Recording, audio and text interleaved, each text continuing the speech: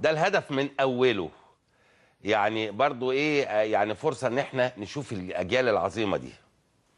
وادي الباص الطويل كان فاروق جعفر طبعا، ادي فاروق جعفر هو المعلم الكبير. أيوة. وخل بص بقى، يعني هل ده بقى المساعد يا سلام. وعيد يا نصر. عيد يا نصر. يعني بص الاحمر اللي هناك اللي بغطي. لا خد بالك بقى من تصرف لعيبه الاهلي بعد الهدف ما يجي. لو لقطه مين بقى اللي هناك؟ هتلاقي ماهر همام، على ما اعتقد ماهر همام. ده لغايه ما نزلت الكره على الارض مفيش تسلل. تصور كان ماهر همام ومصطفى يونس. وادي المعلم حسن شحاته بشماله. وادي اكرامي. بص لعيبه الاهلي وقوف تمام، ولا حد قال رفع ايده ولا جري على اللاين مان ولا اي حاجه. في الاول ايده اترفعت بقى لما حسوا ان حامل الرايه بيرفع الرايه. مظبوط. دي بطوله هدف دوري. هدف بطوله. لان تقريبا الاهلي كان سابقنا ببونت وكان لازم احنا نكسب. والتعادل يكفي الاهلي. والتعادل كان يكفي الاهلي.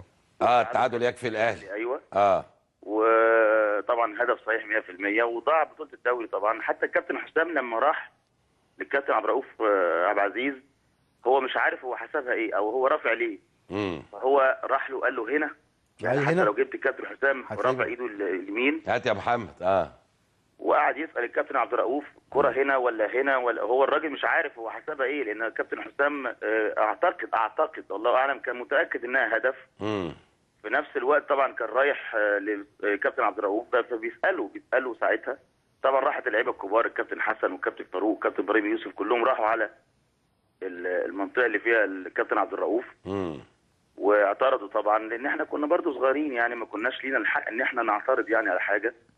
والكابتن حسن فرح، راح للجماهير طبعا الناحيه الثانيه، وراه عادل عبد الواحد اعتقد، وكل بص ابراهيم يوسف راح للكابتن عبد الرؤوف. وحتى لعيبه النادي الاهلي كان ربيع ياسين اعتقد حاط ايده على دماغه.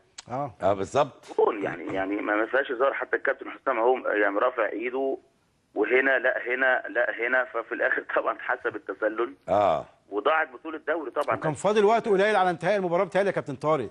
ده ما فيش، ده احنا جبنا الجون ده تقريبا في دقيقه 39 37 او 38. 39 وخلاص بطوله الدوري جت. ولكن طبعا الكابتن عبد الرؤوف رفع الرايه. دي ضيعت بطوله طبعا. كانت اول بطوله، كانت بعد فتره برضو طويله من العناء يعني. لكن طبعا رايه الكابتن عبد الرؤوف ربنا يديله الصحه طبعا. انا لما سالته قال لي ما كنتش لا انا سالته قال لي يعني هو يعني اي مساعد بيجي له لحظه يعني، بس ما ينفعش يبقى فيه لحظه عدم تركيز. ما ينفعش ان العمر لحظه زي ما بيقولوا يعني. طبعا هي كوره غريبه جدا يعني. كل من في الملعب فوجئ بان الرايه مرفوعه، وكل من في الملعب بما فيهم لعيبه النادي الاهلي طبعا فوجئوا وما صدقوا يعني. هم وقفوا اللحظه كده كابتن مدحت.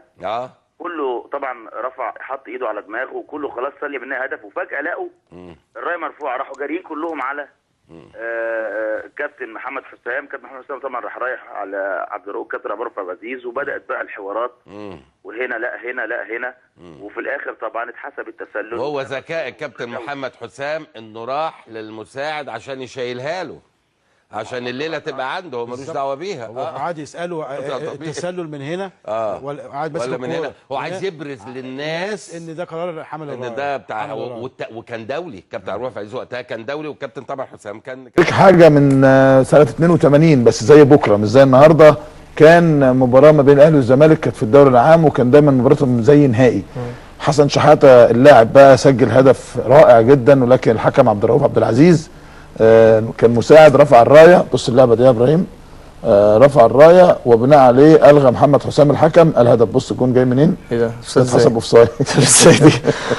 ده هتلاقي كان دي واقفه كده بتاع خمسه مغطيين. ده كان عنده شد. الكره الجبس دي. الهدف ده على فكره طب ازاي اوف سايد؟ المساعد اهو عبد الرؤوف عبد العزيز. ده حتى لو في القانون الجديد يعني القانون الجديد اصلا اي قانون هو تقريبا كان عنده شد. وفي واحد وقع جوه الجون. كمان كله جوه.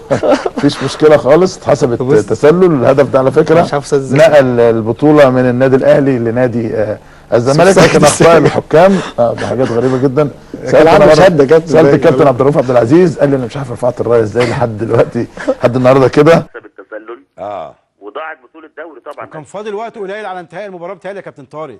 ده ما فيش، ده احنا جبنا الجون ده تقريبا في دقيقه 39 37 او 38. 39 وخلاص بطوله دوري جت، ولكن طبعا الكابتن عبد الرؤوف رفع الرايه دي، ضيعت بطوله. طبعا كانت اول بطوله، كانت بعد فتره برضو طويله من العناء يعني، لكن طبعا رايه الكابتن عبد الرؤوف ربنا يديله الصحه طبعا. انا لما سالته قال لي ما كنتش لا انا سالته قال لي ما يعني هو يعني اي مساعد بيجي له لحظه يعني، بس ما ينفعش يبقى فيه لحظه عدم تركيز، ما ينفعش ان العمر لحظه زي ما بيقولوا يعني. طبعا هي كوره غريبه جدا يعني، كل من في الملعب فوجئ بان الرايه مرفوعه، وكل من في الملعب بما فيهم لعيبه النادي الاهلي طبعا فوجئوا وما صدقوا يعني، هم وقفوا اللحظه كده كابتن مدحت كله طبعا رفع حط ايده على دماغه، وكله خلاص سلي منها هدف، وفجاه لقوا الرايه مرفوعه، راحوا جاريين كلهم على كابتن محمد حسام. كابتن محمد حسام طبعا راح رايح على عبد الرؤوف كابتن عبد الرؤوف عزيز، وبدات بقى الحوارات وهنا لا هنا لا هنا، وفي الاخر طبعا اتحسب التسلل. وهو ذكاء الكابتن محمد حسام انه راح للمساعد عشان يشيلها له، عشان الليله تبقى عنده، هو ملوش دعوه بيها. هو قعد يساله انت على اللاين ولا اي حاجه. في الاول ايده اترفعت بقى لما حسوا ان حامل الرايه بيرفع الرايه. مظبوط. دي بطوله هدف دوري هدف بطوله. لان تقريبا الاهلي كان سابقنا ببونت، وكان لازم احنا نكسب، او التعادل يكفي الاهلي، والتعادل كان يكفي الاهلي. التعادل يكفي الاهلي. ايوه. وطبعا هدف صحيح 100%، وضاع بطوله الدوري طبعا. حتى الكابتن حسام لما راح للكابتن عبد الرؤوف عبد العزيز، هو مش عارف هو حسبها ايه او هو رافع ليه. فهو راح له قال له هنا يعني، حتى لو جبت الكابتن حسام رافع ايده اليمين، هات يا محمد. وقعد يسال الكابتن عبد الرؤوف كرة هنا ولا هنا، ولا هو الراجل مش عارف هو حسبها ايه، لان الكابتن ده الهدف من اوله يعني. برضو ايه يعني، فرصه ان احنا نشوف الاجيال العظيمه دي. وادي الباص الطويل كان فاروق جعفر طبعا، ادي فاروق جعفر هو المعلم الكبير. وخل بص بقى يعني، هل ده بقى المساعد؟ يا سلام. وعيد يا نصر. عيد يا نصر. يعني بص الاحمر اللي هناك اللي لا خد بالك بقى من تصرف لعيبه الاهلي بعد الهدف ما يجي. لو لقطه مين بقى اللي هناك؟ هتلاقي ماهر همام، على ما اعتقد ماهر همام. ده لغايه ما نزلت الكره على الارض مفيش تسلل. تصور كان ماهر همام ومصطفى يونس. وادي المعلم حسن شحاته بشماله هدف. بص لعيبه الاهلي وقوف تمام، ولا حد قال رفع ايده ولا جري. حسام اعتقد الله اعلم كان متاكد انها هدف. في نفس الوقت طبعا كان رايح للكابتن عبد الرؤوف، بيسالوا ساعتها. طبعا راحت اللعيبه الكبار، الكابتن حسن والكابتن فاروق والكابتن ابراهيم يوسف، كلهم راحوا على المنطقه اللي فيها الكابتن عبد الرؤوف. واعترضوا طبعا، لان احنا كنا برضو صغيرين يعني، ما كناش لينا الحق ان احنا نعترض يعني على حاجه. والكابتن حسن فرح، راح للجماهير طبعا الناحيه الثانيه، وراه عادل عبد الواحد اعتقد، وكل بص ابراهيم يوسف راح للكابتن عبد الرؤوف، وحتى لعيبه النادي الاهلي كان ربيع ياسين اعتقد حط ايده على دماغه. بالظبط. يعني ما فيهاش هزار. حتى الكابتن حسام اهو يعني رافع ايده، وهنا لا هنا لا هنا، ففي الاخر طبعا